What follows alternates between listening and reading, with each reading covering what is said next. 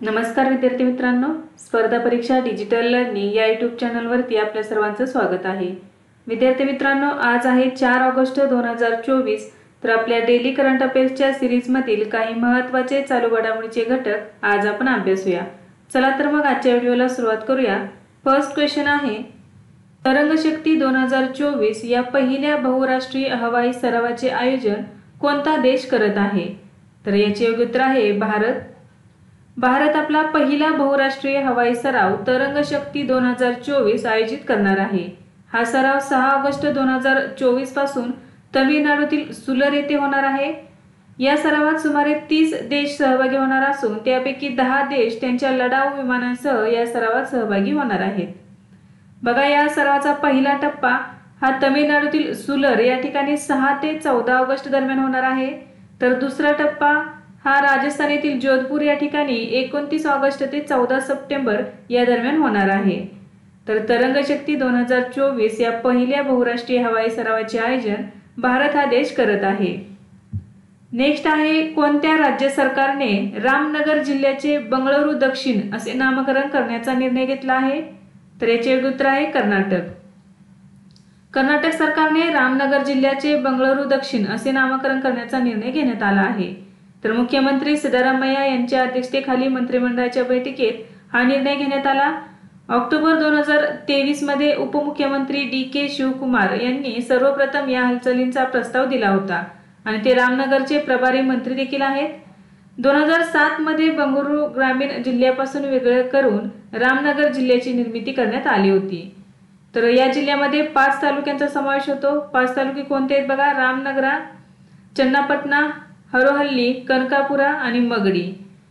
तर बघा, कर्नाटक या राज्यातील रामनगर जिल्ह्याचे बंगळुरू दक्षिण असे नामकरण करण्याचा निर्णय घेण्यात आलेला आहे। नेक्स्ट आहे, कॉल ऑफ द गिर हे पुस्तक कोणी लिहिले आहे? तर परिमल नाथवानी यांनी लिहिलेले आहे। कॉल ऑफ द गिर हे पुस्तक राज्यसभा सदस्य परिमल नाथवानी यांनी लिहिले आहे। हे पुस्तक आशियाई सिंहांसाठी ओळखल्या जाणाऱ्या सर्व गिरच्या लँडस्केपवर आधारित आहे। संवर्धनाच्या प्रयत्नांची निकड अधोरेखित करून पुस्तकात ज्वलंत छायाचित्र आणि कथाचित्रण याचा मेळ घालण्यात आलेला आहे। तर या पुस्तकाची एक प्रत पंतप्रधान नरेंद्र मोदी यांना भेट देण्यात आलेली आहे। तर बघा, आशियाई सिंहांसाठी ओळखल्या जाणाऱ्या गिरच्या लँडस्केपवर आधारित हे पुस्तक कॉल ऑफ द गिर हे पुस्तक राज्यसभेचे सदस्य असणारे परिमल नाथवानी यांनी लिहिलेले आहे। नेक्स्ट आहे, फाम मिन चिन्ह हे कोणत्या देशाचे पंतप्रधान आहेत जे भारताच्या 3 दिवसीय दौऱ्यावर आले आहेत? तर याचे योग्य उत्तर आहे व्हिएतनाम। 30 जुलै 2024 रोजी व्हिएतनामचे पंतप्रधान फाम मिन चिनो हे त्यांच्या 3 दिवसांच्या राज्य दौऱ्यावर भारतात आले आहेत। पंतप्रधान नरेंद्र मोदी यांच्या निमंत्रणावरून पंतप्रधान फाम मिन चिनो हे भारत दौऱ्यावर आले आहेत। याशिवाय त्यांनी पंतप्रधान मोदींसोबत द्विपक्षीय चर्चाही केली आहे। पंतप्रधान मोदी हे सप्टेंबर 2016 मध्ये यांनी व्हिएतनामला भेट दिली होती। नेक्स्ट आहे, राष्ट्रीय हिंदी विज्ञान परिषद 2024 ची 4थी आवृत्ती कोठे आयोजित करण्यात आली? तर याचे योग्य उत्तर आहे मध्य प्रदेशातील भोपाळ या ठिकाणी। 30 आणि 31 जुलै 2024 रोजी राष्ट्रीय हिंदी विज्ञान परिषद 2024 ची 4थी आवृत्ती मध्य प्रदेशची राजधानी भोपाळ येथे आयोजित करण्यात आली होती। संशोधकांना त्यांचे कार्य हिंदीत मांडण्यासाठी आणि चर्चा करण्यासाठी व्यासपीठ उपलब्ध करून देणे हा याचा मुख्य उद्देश होता। 2024 ची थीम आहे अमृतकालमध्ये राष्ट्रीय वैज्ञानिक चेतनेचे उत्पादन। हे वैज्ञानिक आणि औद्योगिक संशोधन परिषद, प्रगत साहित्य आणि प्रक्रिया संशोधन संस्था भोपाळ यांनी इतर संस्थांच्या सहकार्याने आयोजित केले होते। तर राष्ट्रीय हिंदी विज्ञान परिषद 2024 ची 4थी आवृत्ती मध्य प्रदेशातील भोपाळ या ठिकाणी आयोजित करण्यात आली। नेक्स्ट आहे, रॅपिडो हा 2024 चा कितवा भारतीय स्टार्टअप युनिकॉर्न बनला आहे? तर याचे योग्य उत्तर आहे 3रा। रॅपिडो हे फिनटेक, परफिओस आणि AI स्टार्टअप कृत्रिम नंतर 2024 मधील युनिकॉर्न बनणारे 3रे भारतीय स्टार्टअप आहे। रॅपिडो ही भारतीय राईड हेलिंग सेवा आहे। त्याच्या ऑफरमध्ये ऑटो रिक्षा आणि taxi cab hailing, parcel delivery आणि थर्ड पार्टी लॉजिस्टिक्स सेवा यांचा समावेश होतो। या कंपनीची स्थापना 2015 मध्ये झाली। तर संस्थापक आहेत अरविंद साका, पवन गुंटुपल्ली आणि SR ऋषिकेश। तर बघा, युनिकॉर्न कशाला म्हणतात, तर जेव्हा एखाद्या कंपनीचे एकूण मूल्य $1 अब्ज किंवा त्याहून अधिक असते तेव्हा त्या कंपनीला युनिकॉर्न असे म्हटले जाते। तर 2024 मधील भारताचा तिसरा स्टार्टअप युनिकॉर्न बनलेला आहे रॅपिडो हा ब्रँड। नेक्स्ट आहे, नुकतेच निधन झालेले अंशुमन गायकवाड कोणत्या खेळाशी संबंधित होते, तर क्रिकेट या खेळाशी संबंधित होते। 31 जुलै 2024 रोजी वडोदरा येथे कर्करोगाशी झुंज देत असताना अंशुमन गायकवाड यांचे निधन झाले। ते एक भारतीय क्रिकेटपटू आणि माजी प्रशिक्षक आणि निवडकर्ता होते। 1975 ते 1987 पर्यंत त्यांनी भारतासाठी 40 कसोटी सामने आणि 15 एकदिवसीय सामने खेळले आहेत। ऑक्टोबर 1997 मध्ये त्यांची भारताच्या प्रशिक्षकपदी नियुक्ती झाली होती। तर जून 2018 मध्ये त्यांना CK नायडू जीवनगौरव पुरस्काराने सन्मानित करण्यात आले। तर आदित्य भूषण यांनी अंशुमन गायकवाड यांच्यावरती guts a mighty blood bath the Anshuman Gaekwad narrative हे पुस्तक लिहिले आहे। तर 31 जुलै 2024 रोजी अंशुमन गायकवाड यांचे निधन झालेले आहे। तर ते माजी भारतीय क्रिकेटपटू आणि माजी प्रशिक्षक आणि निवडकर्ता होते।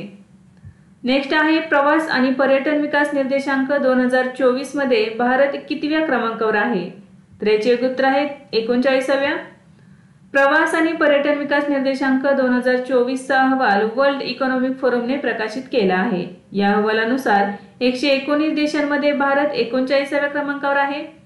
मे 2024 साठी UN टुरिझम बॅरोमीटरनुसार 2022 मध्ये जगभरात 975 दशलक्ष आंतरराष्ट्रीय पर्यटकांचे आगमन झाले। तर प्रवास आणि पर्यटन विकास निर्देशांक 2024 मध्ये भारत 39व्या क्रमांकावरती राहिलेला आहे।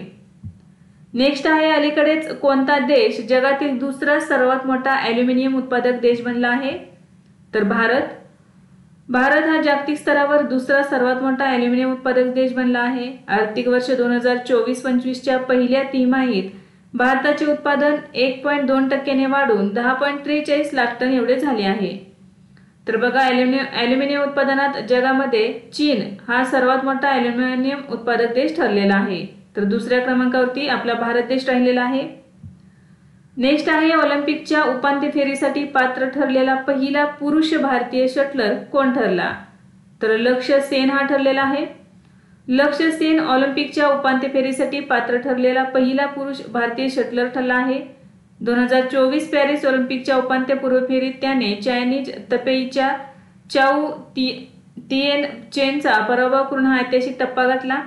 याआधी ऑलिम्पिक पुरुष एकेरी बॅडमिंटन स्पर्धेत पारुपल्ली कश्यप आणि किदांबी श्रीकांत यांनी उपांत्यपूर्व फेरी गाठली होती। लक्ष्य सेन हा उत्तराखंडमधील भारतीय बॅडमिंटनपटू आहे। नेक्स्ट आहे, गोयम फ्री वीज योजना कोणत्या राज्यात सुरू करण्यात आली आहे, तर गोवा या राज्यामध्ये। जुलै 2024 मध्ये मुख्यमंत्री प्रमोद सावंत यांनी गोव्यात गोयम मोफत वीज योजना सुरू केली आहे। ही योजना पंतप्रधान सूर्यघर मोफत वीज योजनेसारखीच आहे। निवासी घरांना त्यांची स्वतःची वीज निर्माण करण्यासाठी सक्षम बनवणे हे त्याचे उद्दिष्ट आहे। या योजनेत घरांमध्ये सोलर पॅनल बसवण्यात येणार आहेत। नेक्स्ट आहे, कोणत्या संस्थेने अलीकडेच गुगलचे CEO सुंदर पिचाई यांना मानद डॉक्टरेट पदवी देऊन सन्मानित केले आहे, तर याचे योग्य उत्तर आहे IIT खरगपूर। गुगलचे CEO सुंदर पिचाई आणि त्यांची पत्नी अंजली पिचाई यांना IIT खरगपूरकडून सर्वोच्च सन्मान मिळाला आहे। त्यांना सॅन फ्रान्सिस्को येथे एका समारंभात भारतीय तंत्रज्ञान संस्था खरगपूर यांनी मानद डॉक्टरेट पदवी प्रदान केली आहे। सुंदर पिचाई यांना डॉक्टर ऑफ सायन्स पुरस्काराने सन्मानित करण्यात आले, तर त्यांच्या पत्नी अंजली पिचाई यांना प्रतिष्ठित माजी विद्यार्थी पुरस्काराने सन्मानित करण्यात आले। सुंदर पिचाई यांना डिजिटल परिवर्तन परवडणारे तंत्रज्ञान आणि अग्रगण्य नवकल्पनांसाठी त्यांच्या योगदानाबद्दल मानद डॉक्टरेट प्रदान करण्यात आली आहे। ते 2004 मध्ये गुगलमध्ये रुजू झाले आणि ऑगस्ट 2015 मध्ये गुगलचे CEO म्हणून नियुक्त झाले। नेक्स्ट आहे, अलीकडेच कोणत्या व्याघ्र प्रकल्पात वीज निर्मितीसाठी विंड टर्बाइन बसवण्यात आले आहे, तर पेरियार व्याघ्र प्रकल्प। जुलै 2024 मध्ये जंगलात रिअल टाइम कॅमेरे आणि वायफाय कनेक्टिव्हिटीसाठी वीज निर्माण करण्यासाठी पेरियार व्याघ्र प्रकल्पामध्ये विंड टर्बाइन स्थापित करण्यात आले आहे।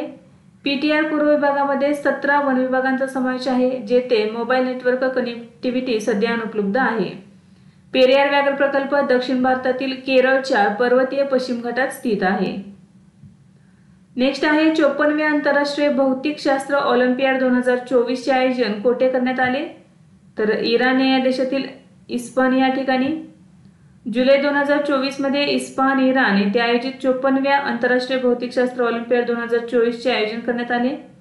यामध्ये सर्व 5 भारतीय सहभागींनी 2 सुवर्ण आणि 3 रौप्य पदकासह एकूण 5 पदके जिंकली आहेत।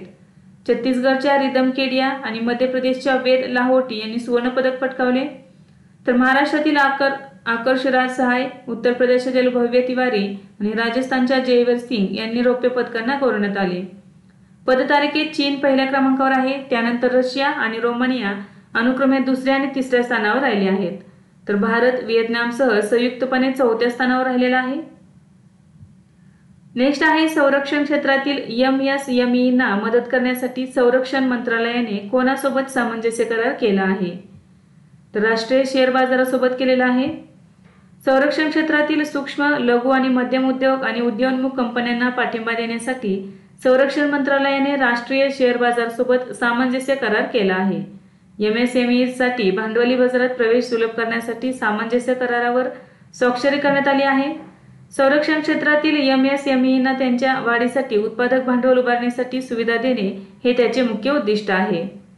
तर विद्यार्थी मित्रांनो, आज आपण काही महत्त्वाचे चालू घडामोडीचे घटक अभ्यासले। यासारखेच नवनवीन व्हिडिओ पाहण्यासाठी चॅनलला लाईक करा आणि सबस्क्राईब करायला विसरू नका। धन्यवाद।